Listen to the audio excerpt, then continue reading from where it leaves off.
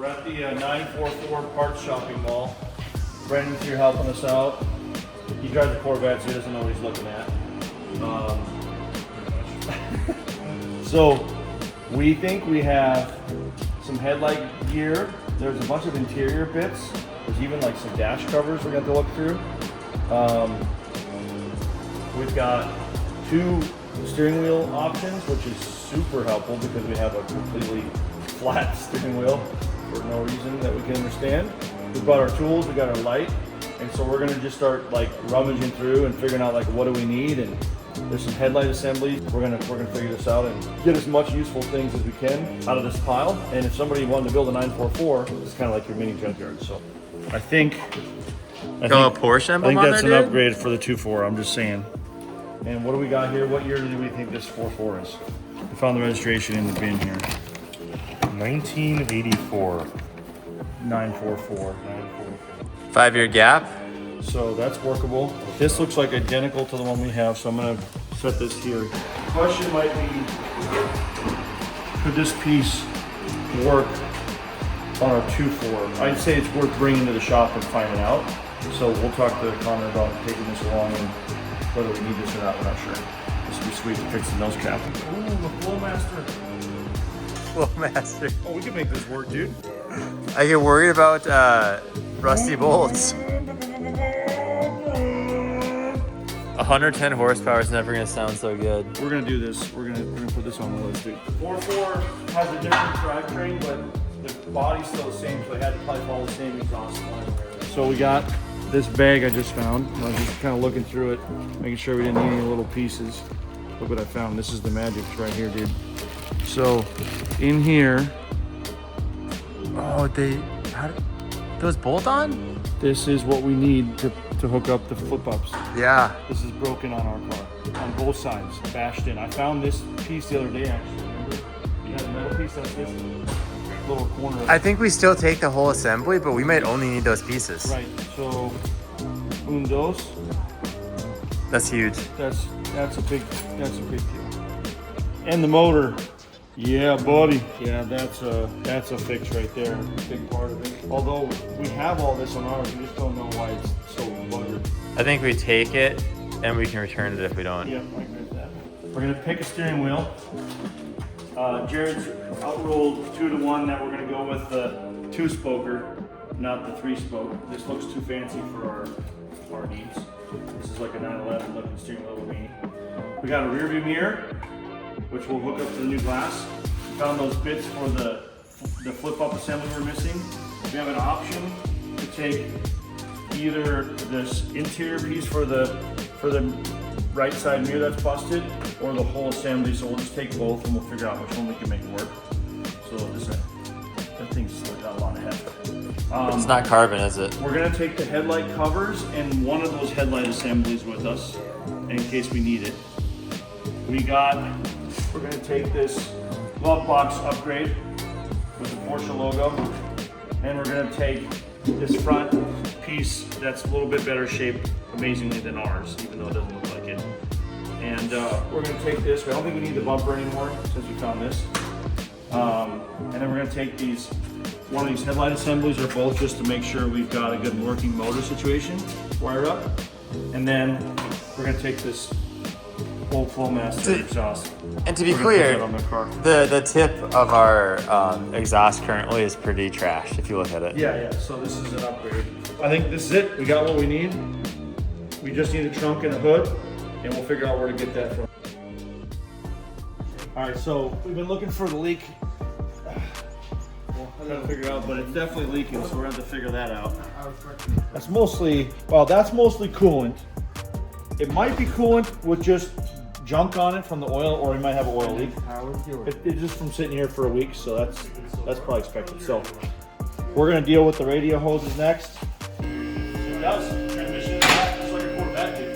This is basically a Corvette. That's the key. It's half a Corvette. Half the size, half the cylinders. A quarter the power. We're gonna do a little inspection right now because there's some good and there's some bad. Okay, so wheels, suspension components and stuff, Nothing's like absolutely torn. The shocks aren't leaking. They're a little dirty, but there's not like oil leaking off those, and they feel good driving. So I'm like okay with the suspension situation. Boots are good. Boots are good. This one's a little wet maybe over here, but that might be from something else. Here's the big old alternator generator thingy. I don't know which one it is. Here's the concern. You ready? Follow me right here. What is going on here? I gotta get that focus. Pull back a little bit. There you go. Cody, come here. What is that? Is it soft? Yeah, it's like a... What's going on here? Well, that's probably something not oil rated, trying to seal something that's has oil behind it. That looks like normal silicone. Oh, now it's gone. Yeah, fixed. Fixed. Do you think that's where our leak's coming from? It kind of looks like it. Yeah, okay, dripping down. Your light's kind of harsh, but... Yeah, that's not good. That's a front crank seal, I guess I would call that. That's probably why it's leaking. There's a seal in there, you can see it, so at least that's how that works. I think you just take that apart and that whole crank piece. Ideally, we wouldn't have to drop the engine, right? Yeah, if you could. We can get that out. Yeah. We've got electric. Now, this thing has an electric radiator fan, which is cool. All right, so next step, we're gonna take this bucket right here and we're gonna drop the radiator fluid right into that pan. Oh, that didn't do a whole lot. There's a bucket, so we're gonna do that.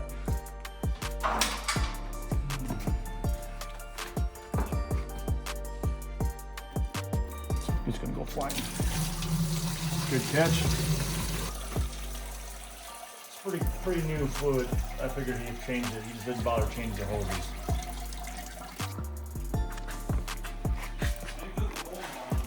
We got a crack in the bucket, bro! Oh no! Oh no! Oh no! Oh no! Oh no! We got a bucket crack. You're on your own. That's funny, dude. This is a crack in the bucket we used. Not the move, dude. Alright, solved it. Now we got 2 buckets. I got 2 buckets. It's got an old spring in it to make the angle. And you know what? I'll give him credit. There's a lot of duct tape in there. More than I was Drop thinking. me a whole roll of duct That's tape. way more than I was thinking. This is like thick, dude. Alright, that's garbage.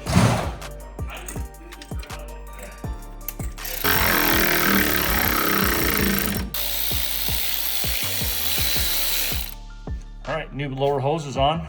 No blowouts there.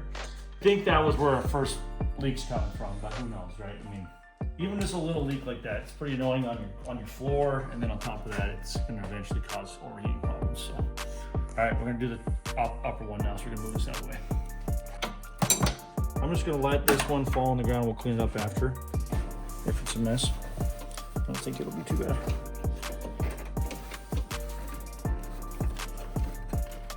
I'll pull some over here. You want to pull that little hose out of there? Okay, so we replaced the upper radiator hose, which I would call this one here. Yeah, there you go. And then we did the lower one that was all duct taped over in the corner there. So it's 2 down, like that. We decided just now that this one's fine. That one's pretty new, looks good.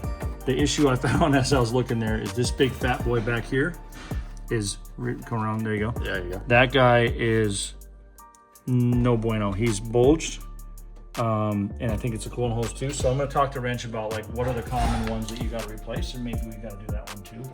Regarding the bulging hose under the intake, address it immediately. That's almost certainly the oil cooler to block hose or a heater core supply line. Yeah, he's right. So it's probably the oil cooler block hose. On a 2-liter 924, which is what we have, that area gets hot and the hose blows. It's hidden under the intake manifold where you won't see spray until the car's overheating. That's right. Since you've already done the main radiator hoses, replacing this one's the final piece. The cooling system, pause the while under there. Intake, check the auxiliary air valve hoses too. If they are as old as the bulging coolant hose, they're likely rock hard and causing vacuum leaks. To get the cooling system repairs organized and tracked, please click the plan below. You can also monitor and complete your maintenance at My Tasks. So it's saying, hey, deal with that. What's the hose part number we need? Porsche dealers, aftermarket parts from like all your normal spots. It's about 15 bucks. We've got a number there. Let's add that to the buy list, and we'll go to our favorite auto parts store and get it done. So here we go, check this out. Adding that to the buy list. Wrench says, here we go.